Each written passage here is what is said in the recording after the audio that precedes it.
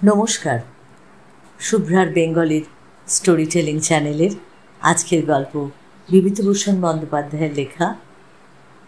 গল্পের নাম অভিশপ্ত। আমার জীবনে সে একটা অদ্ভুত ব্যাপার সেবার ঘটেছিল। বছর তিনেক আগেকার কথা। আমাকে বরিশালের ওপারে যেতে হয়েছিল একটা কাজে। এই অঞ্চলের একটা গঞ্জর থেকে বেলা প্রায় 12টার সময় নৌকোয় উঠলাম। আমার সঙ্গে এক নৌকোয় বরিশালেরও এক ভদ্রলোক ছিলেন। গল্পে গুজবে সব সময় কাটতে লাগলো। সময়টা পুজোর ঠিক পরেই। দিনমানটা মেঘলা মেঘলা বেশ কেটে গেল। মাঝে মাঝে টিপ টিপ করে বৃষ্টিও পড়তে শুরু হলো। সন্ধ্যের কিছু আগে কিন্তু আকাশটা অল্প পরিষ্কার হয়ে গেল। ভাঙা ভাঙা মেঘের মধ্যে দিয়ে চতুর্দশীর চাঁদের আলো যেন অল্প অল্প করে প্রকাশ হল। সন্ধ্যা হবার সঙ্গে সঙ্গে আমরা বড় নদী ছেড়ে একটা খালে পড়লাম।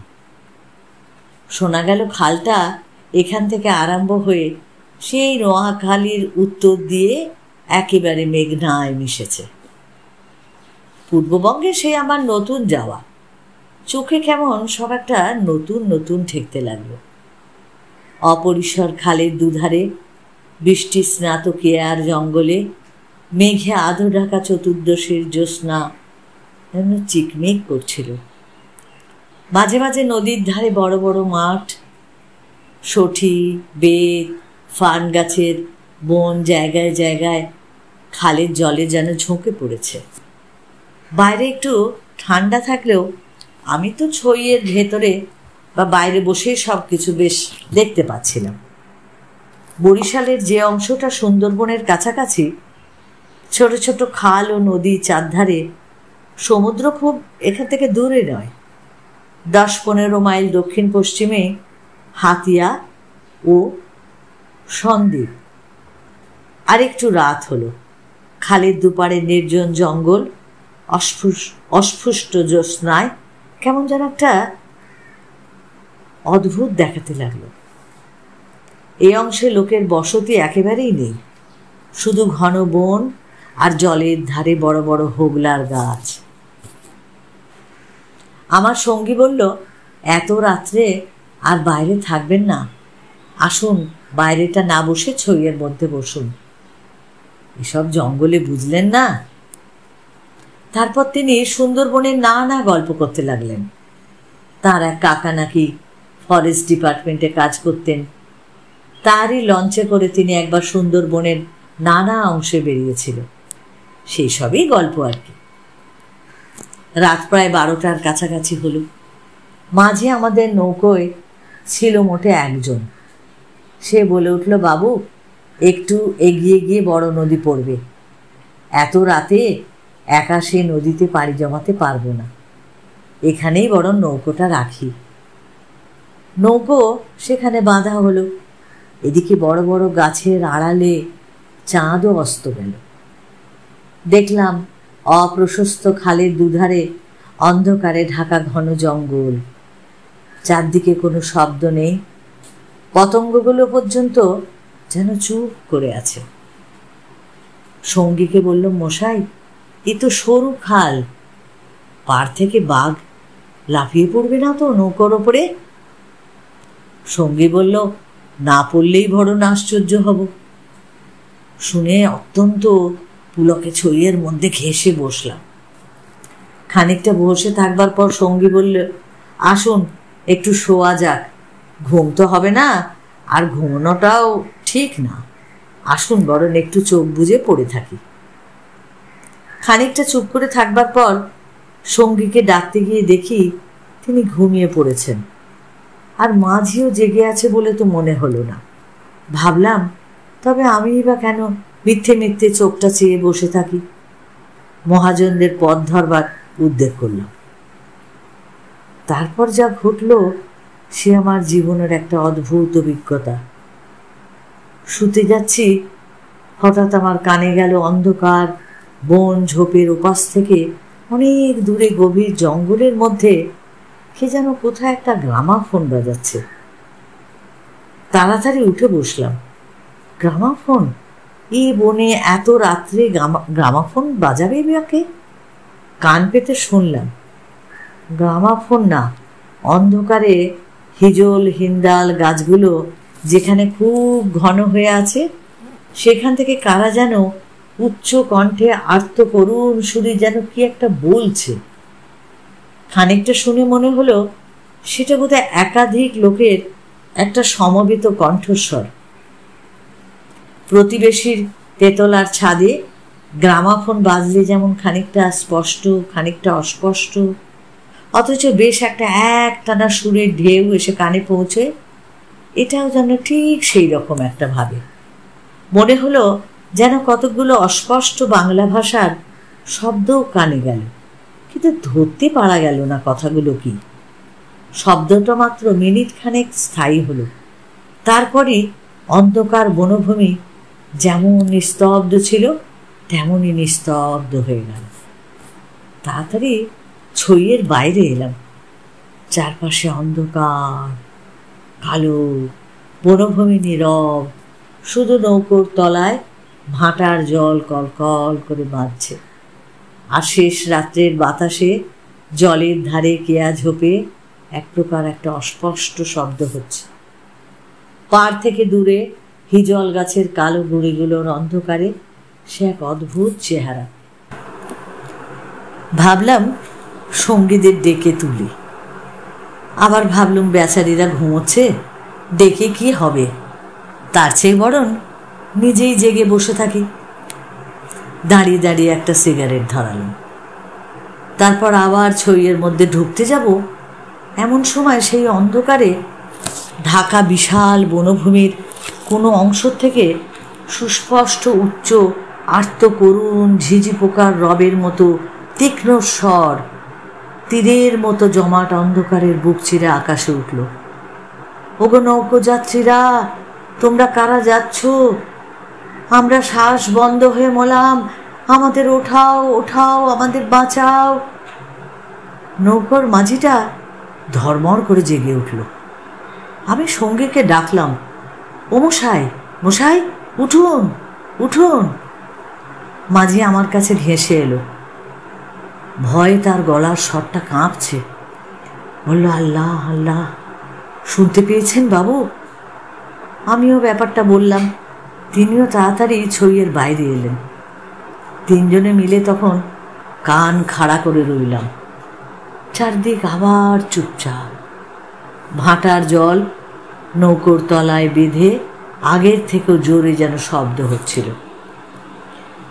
সঙ্গী মাঝিকে জিজ্ঞাসা করলেন, এটা কি তবে? মাঝি বলল, হ্যাঁ বাবু, বাঁয়েই তো ওই কীর্তিপাশার গড়। সঙ্গী বললেন, তবে তুই এত রাত্রে এখানে নৌকো রাখলি কেন? বেকুব কোথাকার। মাঝি বলল, তিনজন আছি বলেই রেখেছিলাম বাবু, ভাটার টানে নৌকো পিছিয়ে নেবার তো জো ছিল না। কথাবার্তার ধরন শুনে সঙ্গীকে বললাম, কি মশাই, কি ব্যাপার, আপনি কিছু জানেন নাকি? ভয়ে যত না হোক বিস্ময়ে আমরা যেন কেমন একটা হয়ে গেছিলাম। সঙ্গী বললেন, ওরে, তোর সেই কেরোসিনের ডিবেটা জ্বাল, আলো জেলে বসে থাকা যাক, রাত এখন ঢের। মাঝিকে বললাম, তুই শব্দটা শুনতে পেয়েছিলি? সে বলল, হ্যাঁ বাবু, আওয়াজ কানে গিয়েই তো আমার ঘুমটা ভেঙে গেল। আমি আরও দুবার নৌকো বেয়ে যেতে যেতে ওই ডাক শুনেছি। সঙ্গী বললেন, এটা এ অঞ্চলের একটা অদ্ভুত ঘটনা, তবে এই জায়গাটা সুন্দরবনের সীমানায় বলে আর এ অঞ্চলে কোনো লোকালয় নেই বলে শুধু নৌকোর মাঝিদের কাছেই এটা সুপরিচিত। এর পেছনে একটা ইতিহাস আছে, সেটা অবশ্য নৌকোর মাঝিদের পরিচিত নয়, সেইটাই বরং আপনাকে আমি বলি, শুনুন। তারপর ধুমায়িত কেরোসিনের ডিবার আলোয় অন্ধকার বনের বুকের মধ্যে বসে সঙ্গীর মুখে সেই কীর্তিপাশার গড়ের ইতিহাসটা শুনতে লাগলাম। সে 300 বছর আগেকার কথা। মনিম খাঁ তখন গৌড়ের সুবেদার। এই অঞ্চলে তখন বার ভূঁইয়ার দুই প্রতাপশালী ভূঁইয়া রাজা রামচন্দ্র রায় ও ঈশা খাঁ মসনদী আলীর খুব প্রতাপ। মেঘনার মোহনার বাহির হচ্ছে সমুদ্র, যাকে এখন সন্দ্বীপ চ্যানেল বলে। সেখানে তখন মগ আর পর্তুগিজ জলদস্যুরা শিকারের অন্বেষণে সেন্য পাখির মতো ওত পেতে বসে থাকত। সেই সময় এরকম জঙ্গল ছিল না। এই সমস্ত জায়গা তখন ওই কীর্তিরায়ের অধিকারে ছিল। এখানে তার সুদৃঢ় দুর্গ ছিল। মগ জলদস্যুদের সঙ্গে তিনি অনেকবার লড়েছেন। তার অধীনে সৈন্য, সামন্ত, কামান, যুদ্ধের কোষা সব ছিল। এই সন্দ্বীপ তখন ছিল পর্তুগিজ জলদস্যুদের একটা প্রধান আড্ডা। এদের আক্রমণ থেকে আত্মরক্ষা করবার জন্য এ অঞ্চলে সকল জমিদারকেই সৈন্যবল দৃঢ় করে গড়তে হতো। এ বনের পশ্চিম ধার দিয়ে তখন আরেকটা খাল বড় নদীতে পড়ত। বনের মধ্যে তার চিহ্ন এখনো আছে। কীর্তিরায় অত্যন্ত অত্যাচারী আর দুর্ধর্ষ জমিদার ছিল। তার রাজ্যে এমন সুন্দর মেয়ে কমই ছিল যে তার অন্তঃপুরে একবার না ঢুকেছে। তাছাড়া তিনি নিজেও এক প্রকারের জলদস্যুই ছিলেন। তার নিজের অনেকগুলো বড় বড় ছিপ ছিল। আশপাশের জমিদারি, এমনকি নিজের জমিদারির মধ্যেও সম্পত্তিশালী গৃহস্থের ধন রত্ন, স্ত্রী কন্যা লুটপাট করা, রূপ মহৎ কাজে সেগুলো সে ব্যবহার হতো। কীর্তিরায়ের পাশের জমিদার ছিল কীর্তিরায়ের এক বন্ধু। এরা ছিল চন্দ্রদ্বীপের রাজা রামচন্দ্র রায়দের পত্তনিদার। অবশ্য সেই সময় অনেক পত্তনিদারের ক্ষমতা এখনকার স্বাধীন রাজাদের থেকে অনেক বেশি ছিল। কীর্তিরায়ের বন্ধু মারা গেলে তার তরুণ বয়স্ক পুত্র নরনারায়ণ রায় পিতার জমিদারির ভার পেল। নরনারায়ণ তখন সবে যৌবনে পা দিয়েছে। অত্যন্ত সুপুরুষ, বীর, শক্তিমান। নরনারায়ণ কীর্তিরায়ের পুত্র চঞ্চল রায়ের সমবয়সী আর বন্ধু। সেবার কীর্তিরায়ের নেমন্তন্নে নরনারায়ণ রায় তার রাজ্যে দিন কতকের জন্য বেড়াতে এলেন। চঞ্চল রায়ের তরুণী পত্নী লক্ষ্মীদেবী স্বামীর বন্ধু নরনারায়ণকে দেবরের মতন স্নেহের চোখে দেখতে লাগলেন। দু একদিনের মধ্যেই কিন্তু সে স্নেহের চোটে নরনারায়ণকে বিব্রত হয়ে উঠতে হলো। নরনারায়ণ রায় তরুণ বয়স্ক হলেও একটু গম্ভীর প্রকৃতির। বিদ্যুৎ চঞ্চলা তরুণী বন্ধুপত্নীর ব্যঙ্গ পরিহাসে গম্ভীর প্রকৃতি নরনারায়ণ মান বাঁচিয়ে চলাটা খুব দুষ্কর হয়ে পড়ল। স্নান করে উঠেছেন, মাথার তাজ খুঁজে পাওয়া যায় না। নানা জায়গায় খুঁজে হয়রান হয়ে তার আশা ছেড়ে দিয়ে বসে আছেন। হঠাৎ কখন নিজের বালিশ তুলতে গিয়ে দেখেন তার নিচেই তাজটা চাপা আছে। যদিও এর আগে তিনি বালিশের নিচে খুঁজেছেন। তার প্রিয় তরবারখানি দুপুর থেকে বিকেলের মধ্যে 5 বার সম্পূর্ণ অপ্রত্যাশিত স্থান থেকে খুঁজে পাওয়া গেল।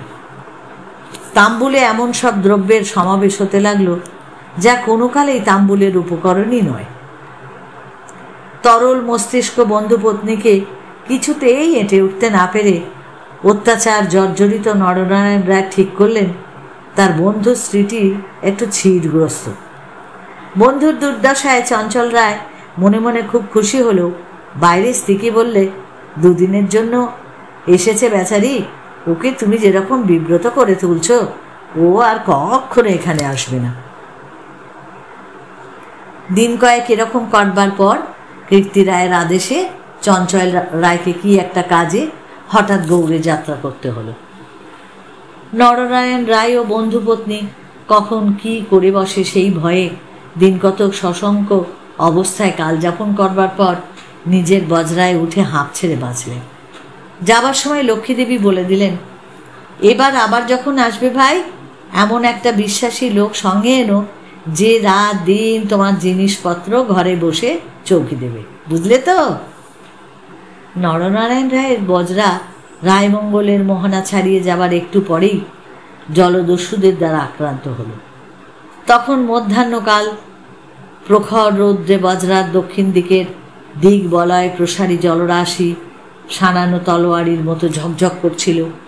সমুদ্রের সেই অংশে এমন কোনো নৌকো ছিল না যে যারা তাকে সাহায্য করতে পারে।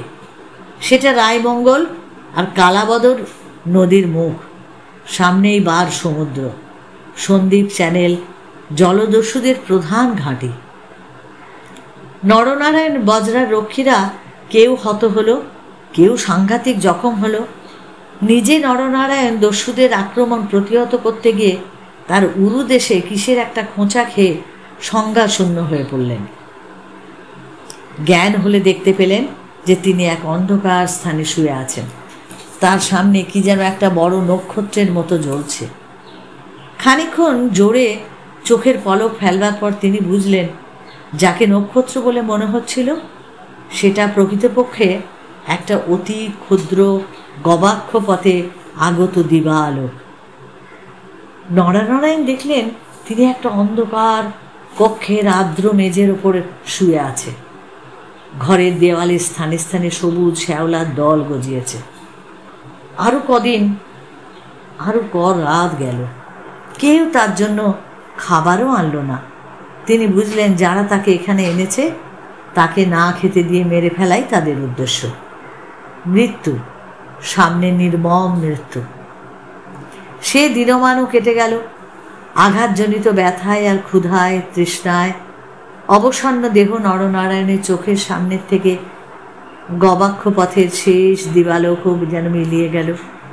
তিনি অন্ধকার ঘরে পাষাণ শয্যায় ক্ষুধা কাতর দেহ প্রসারিত করে অধীরভাবে মৃত্যুর অপেক্ষা করতে লাগলেন।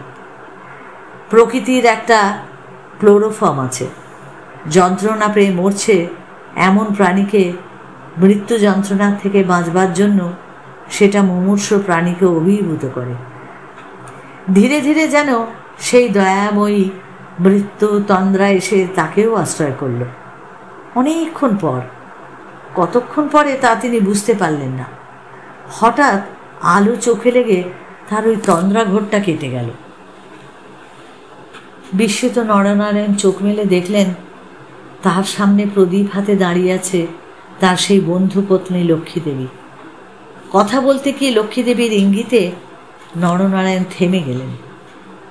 লক্ষ্মীদেবী হাতের প্রদীপটা আঁচল দিয়ে ঢেকে নরনারায়ণকে তার অনুসরণ করতে ইঙ্গিত করলেন। একবার নরনারায়ণের সন্দেহ হলো এসব স্বপ্ন নয় তো, কিন্তু ওই যে দীপশিখার উজ্জ্বল আলোয় আর্দ্র ভৃত্তিগাত্রের সবুজ শ্যাওলার দল স্পষ্ট দেখা যাচ্ছে। নরনারায়ণ শক্তিমান যুবক, ক্ষুধায় দুর্বল হয়ে পড়লেও নিশ্চিত মৃত্যুর গাছ থেকে বাঁচবার উৎসাহে তিনি দৃঢ়পদে ওই অগ্রবর্তিনী ক্ষিপ্রগামিনী বন্ধুপত্নীর পেছন পেছন যেতে লাগলেন। একটা বক্রগতি পাথরের সিঁড়ি দিয়ে ওপরে উঠে একটা দীর্ঘ সুড়ঙ্গ পার হবার পর তিনি দেখলেন যে তারা কৃত্তিরায়ের প্রাসাদের সামনের খাল ধারে এসে পৌঁছেছেন। লক্ষ্মীদেবী একটা ছোট বেতে বোনা থলি বার করে তার হাতে দিয়ে বললেন, এতে খাবার আছে, এখানে খেয়ে নাও। তুমি সাঁতার জানো তো, খাল পার হয়ে ওপারে গিয়ে কিছু খেয়ে নাও, তারপর যত শিগগিরই পারো পালিয়ে যাও। ব্যাপার কি, নরনারায়ণ একটু বুঝলেন। তার বিস্তৃত জমিদারি কৃত্তিরায়ের জমিদারির পাশেই, আর তার অবর্তমানে কৃত্তিরায়ই দনজমর্দন দেবের বংশধরদের ভবিষ্যৎ পত্তনিদার। অত বড় বিস্তৃত ভূ সম্পত্তি সৈন্য সামন্ত কৃত্তিরায়ের হাতে এলে তিনি কি আর কিছু গ্রাহ্য করবেন?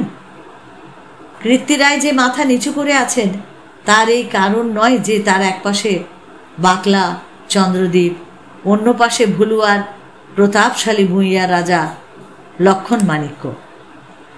প্রদীপের আলোয় নরনারায়ণ দেখলেন তার বন্ধুপত্নীর মুখে সে চটুল হাসি রেখার চিহ্ন কিন্তু নেই। তার মুখখানা সহানুভূতিতে ভরা, মাতৃমুখের মতন স্নেহ কোমল হয়ে এসেছে। তাদের চারপাশে গাঢ় অন্ধকার, মাথার ওপর আকাশের বুক চিরে দিগন্ত বিস্তৃত উজ্জ্বল ছায়াপথ। নিকটে খালের জল জোর ভাটার টানে তীরের হোগলা গাছ দুলিয়ে কলকল শব্দে বড় নদীর দিকে ছুটছে। নরনারায়ণ আবেগপূর্ণ সুরে জিজ্ঞাসা করলেন, বউ ঠাকুর, চঞ্চল কি এর মধ্যে আছে? লক্ষ্মীদেবী বললেন, না ভাই, তিনি কিছু জানেন না। এসব শ্বশুর ঠাকুরের কীর্তি, এই জন্য তাকে অন্য জায়গায় পাঠিয়েছেন। এখন আমার মনে হচ্ছে গৌর টৌর সব মিথ্যে। নরনারায়ণ দেখলেন যে লজ্জায় দুঃখে তার বন্ধু পত্নীর মুখটা বিবর্ণ হয়ে উঠেছে। লক্ষ্মীদেবী আবার বললেন, আমি আর জানতে পারি, খিড়কিগড়ের পাইক সর্দার আমায় মা বলে, তাকে দিয়ে দুপুর রাতের পাহারা সব সরিয়ে রেখে দিয়েছিলাম। তাই নরনারায়ণ বললেন, বউ ঠাকুরুন, আমার এক বোন ছেলেবেলায় মারা গেছিল, তুমি আমার সেই বোন, আজ তুমি আবার ফিরে এলে। লক্ষ্মীদেবীর পদ্মের মতো মুখখানা চোখের জলে ভেসে গেল। একটু ইতস্তত করে বললেন, ভাই বলতে সাহস পাইনে, তবু একটা কথা বলছি, বোন বলে যদি রাখো। নরনারায়ণ জিজ্ঞাসা করলেন, কি কথা বউ ঠাকুরুন? লক্ষ্মীদেবী বললেন, তুমি আমার কাছে বলে যাও ভাই, যে শ্বশুর ঠাকুরের কোনো অনিষ্ট চিন্তা তুমি করবে না। নরনারায়ণ রায় একটুখানি কি ভাবলেন, তারপর বললেন, তুমি আমার প্রাণ দিলে বউ ঠাকুরুন, তোমার কাছে বলে যাচ্ছি, তুমি বেঁচে থাকতে আমি তোমার শ্বশুরের কোনো অনিষ্ট চিন্তা করব না। বিদায় নিতে গিয়ে নরনারায়ণ আরেকবার জিজ্ঞাসা করলেন, বউ ঠাকুরুন, তুমি ফিরে যেতে পারবে তো? লক্ষ্মীদেবী বললেন, আমি ঠিক যাব, তুমি কিন্তু যত দূর পারো সাঁতরে গিয়ে তারপর ডাঙায় উঠে চলে যেও। নরনারায়ণ সেই ঘন কৃষ্ণ অন্ধকারের মধ্যে নিঃশব্দে খালের জলের পরে মিলিয়ে গেল। লক্ষ্মীদেবীর প্রদীপটা অনেকক্ষণ বাতাসে নিভে গেছিল। তিনি অন্ধকারের মধ্যে শ্বশুরের সেই গড়ের দিকে ফিরলেন। একটু দূরে গিয়েই তিনি দেখতে পেলেন পাশের ছোট খালটায় দুখানা ছিপ মশালের আলোয় সজ্জিত হচ্ছে। ভয়ে তার বুকের রক্ত জমে গেল। সর্বনাশ, এরা কি তবে জানতে পেরেছে? দ্রুত পদে অগ্রসর হয়ে গুপ্ত সুড়ঙ্গের মুখে এসে তিনি দেখলেন সুড়ঙ্গের পথ তো খোলাই আছে। তিনি তাড়াতাড়ি সুড়ঙ্গের মধ্যে ঢুকে পড়লেন। কীর্তিরায় বুঝতেন নিজের হাতের আঙুলও যদি বিষাক্ত হয়ে ওঠে তো তাকে কেটে ফেলা সমস্ত শরীরের পক্ষেই মঙ্গল। পরদিন আবার দিনের আলো ফুটে উঠল, কিন্তু লক্ষ্মীদেবীকে আর কোনো দিন কেউ দেখেনি। রাতের হিংস্র অন্ধকার তাকে গ্রাস করে ফেলেছিল। নরনারায়ণ রায় নিজের রাজধানীতে বসে সব শুনলেন। গুপ্ত সুড়ঙ্গের দুধারের মুখ বন্ধ করে কীর্তিরায় তার পুত্রবধূর শ্বাসরোধ করে তাকে হত্যা করেছে। শুনে তিনি চুপ করে রইলেন। এর কিছুদিন পর তার কানে গেল যে বাসন তার লক্ষণ রায়ের মেয়ের সঙ্গে শীঘ্র চঞ্চলের বিয়ে দেবে। সেদিন রাত্রে চাঁদ উঠলে নিজের প্রাসাদ শিখরে বেড়াতে বেড়াতে চারদিকে শুভ্র সুন্দর আলোয় সাগরের দিকে দৃষ্টিপাত করে দৃঢ় চিত্ত নরনারায়ণ রায়ের চোখের পাতাটা যেন ভিজে উঠল। তার মনে হলো তার অভাগিনী বউ ঠাকুরানীর হৃদয় নিঃসারিত নিষ্পাপ অকলঙ্ক পবিত্র স্নেহের ঢেউয়ে সারা জগৎ যেন ভেসে যাচ্ছে। মনে হলো তারই অন্তরের শ্যামলতায় জ্যোৎস্না ধৌত বনভূমির অঙ্গে অঙ্গে শ্যামল সুন্দর শ্রী নীরব আকাশের তলায় তারই চোখের দুষ্ট হাসিটা তারায় তারায় নবমল্লিকার মতো ফুটে উঠেছে। নরনারায়ণ রায়ের পূর্বপুরুষেরা দুর্ধর্ষ ভূমধ্যকারী দস্যু। হঠাৎ পূর্বপুরুষের সেই বর্বর রক্ত নরনারায়ণের ধমনীতে নেচে উঠল। তিনি মনে মনে বললেন, আমার অপমান আমি একরকম ভুলেছিলাম বউ ঠাকুরুন, কিন্তু তোমার অপমান আমি আর সহ্য করব না, কখনো না। কিছুদিন কেটে গেল। তারপর একদিন এক শীতের ভোর রাত্রে কুয়াশা কেটে যাওয়ার সঙ্গে সঙ্গে দেখা গেল কীর্তিরায়ের গড়ের খালের মুখ ছিপের সুলুপে জাহাজে ভরে গেছে। তোপের আওয়াজে কীর্তিরায়ের প্রাসাদ দুর্গের ভিত্তি ঘন ঘন কেঁপে উঠতে লাগল। কীর্তিরায় শুনলেন আক্রমণকারী নরনারায়ণ রায়, সঙ্গে দুরন্ত পর্তুগিজ জলদস্যু শিবাস্ট্রিও গঞ্জালেস। উভয়ের সম্মিলিত বহরে 40খানা কোষা খালের মুখে চড়াও হয়েছে।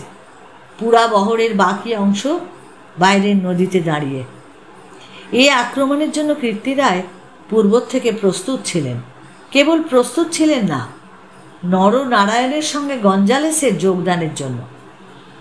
রাজা রামচন্দ্র রায় এবং রাজা লক্ষণ মানিক্যের সঙ্গে গঞ্জালেসের কয়েক বছর ধরে শত্রুতা চলে আসছে। এই অবস্থায় গঞ্জালেস যে তাদের পত্তনিদার নরনারায়ণের সঙ্গে যোগ দেবে, এটা কীর্তিরায়ের কাছে সম্পূর্ণ অপ্রত্যাশিত ঘটনা।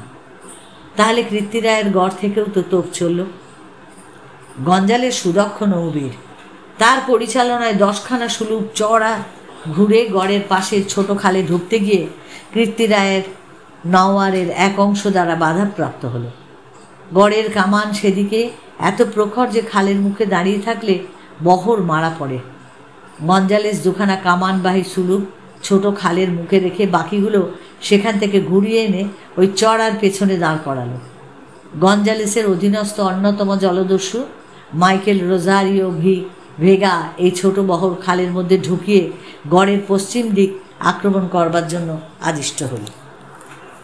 অতর্কিত আক্রমণে কীর্তিরায়ের নওয়াররা শত্রু বহর কর্তৃক ছিপি আটা বোতলের মতো খালের মধ্যে যেন আটকে গেল। বান নদীতে গিয়ে যুদ্ধ দেবার ক্ষমতা তাদের আর থাকলই না। তবু তাদের বিক্রমে রোজারিও অনেকক্ষণ পর্যন্ত কিছু করে উঠতে পারল না। কীর্তিরায়ের নৌবহর দুর্বল ছিল না। কীর্তিরায়ের গড় থেকে পর্তুগিজ জলদস্যুদের আড্ডা ওই সন্দ্বীপ খুব দূরে নয়। কাজে কীর্তিরায়ের নৌবহর সুদৃঢ় করে গড়তে হয়েছিল। বিকেলের দিকে রোজারিওর কামানের মুখে গড়ের পশ্চিম দিকটা একেবারে হুমড়ি খেয়ে পড়ে গেল। নরনারায়ণ রায় সেখানে দেখলেন প্রায় 30খানা কোষা জখম অবস্থায় খালের মুখে পড়ে। কীর্তিরায়ের গড়ের কামানগুলো সব চুপ। নদীর দুপার ঘিরে সন্ধে নেমেছে। ঊর্ধ্বে নিস্তব্ধ নীল আকাশে কেবলমাত্র এক ঝাঁক শকুনি কীর্তিরায়ের গড়ের ওপর চক্রা আকারে ঘুরছে।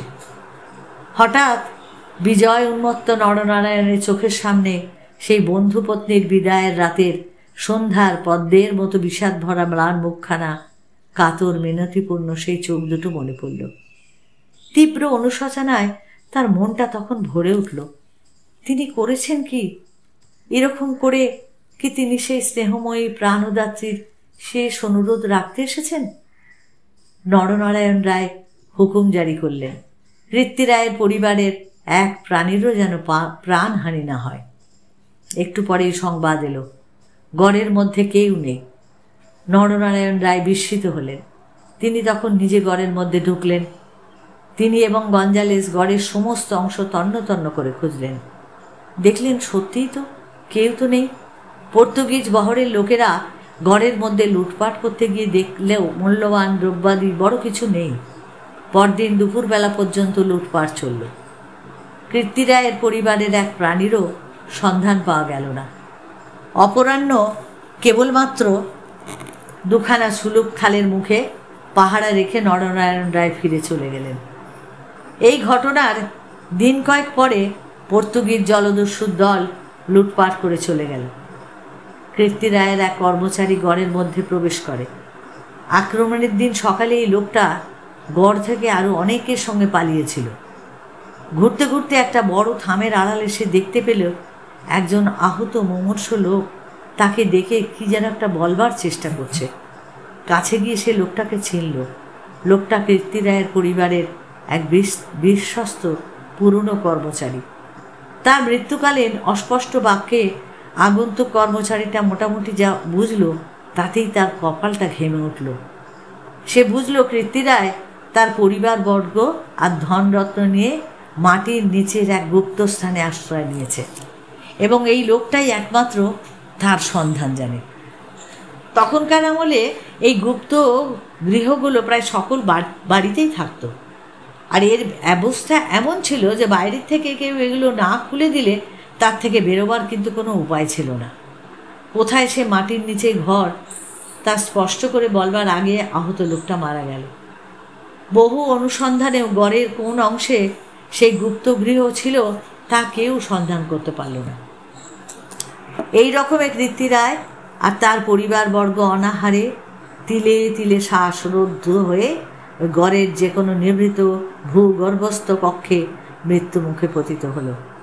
তার আর কোনো সন্ধানই হলো না। সেই বিরাট প্রাসাদ দুর্গের পর্বত প্রমাণ মাটি, পাথরের চাপে হতভাগাদের সাদা হাড়গুলো কোনো বায়ুশূন্য অন্ধকার ভূকক্ষে তিলে তিলে যেন গুঁড়ো হচ্ছে। কেউ তার খবরও রাখে না। এই ছোট খালটা প্রকৃতপক্ষে সন্দীপ চ্যানেলেরই একটা খাঁড়ি। খাঁড়ির ধার থেকে একটুখানি গেলে গভীর অরণ্যের ভেতর কৃত্তিরায়ের গড়ের বিশাল ধ্বংসস্তূপ এখনও বর্তমান। খাল থেকে কিছু দূরে অরণ্যের মধ্যে 2 সার প্রাচীন বকুল গাছ দেখা যায়। আর এখন এই বকুল গাছের সারের মধ্যে দুর্ভেদ্য জঙ্গল আর শুলো কাটার বন। তখন এখানে রাজপথ ছিল, আর খানিকটা গেলে একটা বড় দিঘি চোখে পড়বে। তারই দক্ষিণে কুঁচো ইটের জঙ্গলে ঢাকা স্তূপে অর্ধপ্রথিত হাঙর মুখো পাথরের কড়ি, ভাঙা থামের অংশ, বার ভূঁইয়াদের বাংলার থেকে, রাজা প্রতাপাদিত্য রায়ের বাংলার থেকে বর্তমান যুগের আলোয় উঁকি মারছে। দিঘির যে স্টক সোপানে সকাল সন্ধ্যায় তখন অতীত যুগের রাজবধূদের রাঙা পায়ের রাগ ফুটে উঠত, এখন সেখানে দিনের বেলায় বড় বড় বাঘের পায়ের থাবার দাগ পড়ে। গোখরো কেউটে সাপের দল সব ফানা তুলে ঘুরে বেড়ায়। বহুদিন থেকে এখানে একটা অদ্ভুত ব্যাপার ঘটে। দুপুর রাতে গভীর বনভূমি যখন নীরব হয়ে যায়, হিন্দাল হিজল গাছের কালো গুঁড়োগুলো অন্ধকারে যখন বনের মধ্যে প্রেতের মতো দাঁড়িয়ে থাকে, সন্দীপ চ্যানেলের জোয়ারের ঢেউয়ের সেই লোনা জল খাঁড়ির মুখে জোনাকির মতো জ্বলতে থাকে, তখন খাল দিয়ে নৌকা বয়ে যেতে যেতে মোম বা মধু সংগ্রহকারীরা কতবার শুনেছে অন্ধকারে বনের একটা গভীর অংশ থেকে কারা যেন আর্তস্বরে চিৎকার করছে, ওগো পথযাত্রীরা, ওগো নৌকো যাত্রীরা, আমরা এখানে শ্বাসরুদ্ধ হয়ে মারা গেলাম, দয়া করে আমাদের তোলো, ওগো আমাদের তোলো। ভয়ে বেশি রাতে এ পথে কেউ নৌকো বাইতে চায় না। তা সুন্দর এই একটা ঐতিহাসিক গল্প যদি তোমাদের ভালো লাগে তাহলে তোমরা অবশ্যই লাইক করো, প্রিয়জনকে শেয়ার করো, আর যারা এখনও সাবস্ক্রাইব করোনি প্লিজ প্লিজ একটু সাবস্ক্রাইব করে আমার পাশে থেকো। সকলে ভালো থেকো আর অপেক্ষায় থেকো আমার পরবর্তী গল্পের জন্য।